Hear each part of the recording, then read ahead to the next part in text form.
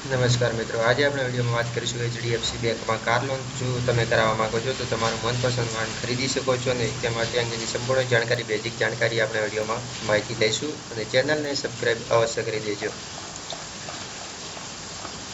સૌપ્રથમ વાત કરીએ લોનની પાત્રતા, જેમાં 21 વર્ષથી 60 વર્ષથી વધુ ના હોવી જોઈએ। તમે 21 વર્ષની ઉંમર અને 60 વર્ષથી ઉપર વધારે ના હોવી જોઈએ તો તમે આ લોન મેળવી શકશો। અને વ્યાજદરમાં વાત કરીએ તો તેમાં 8.8% થી 10% સુધી વ્યાજદર ચૂકવવાનો રહેતો હોય છે। અને જૂની કારોમાં જેમાં જો લોન કરાવીએ તો તમે 10.75 થી 16% વચ્ચે ચૂકવવાનો રહેતો હોય છે। એમાં ડોક્યુમેન્ટ કયા જરૂર છે? અરજદારનો ઓળખનો પુરાવો, પગાર સ્લીપ, ફોર્મ નંબર 16, સરનામાનો પુરાવો, બેંક સ્ટેટમેન્ટ 6 મહિનાનું અને આવકવેરા રિટર્ન પુરાવા સ્વરૂપે તમારે આપવાનો રહેશે।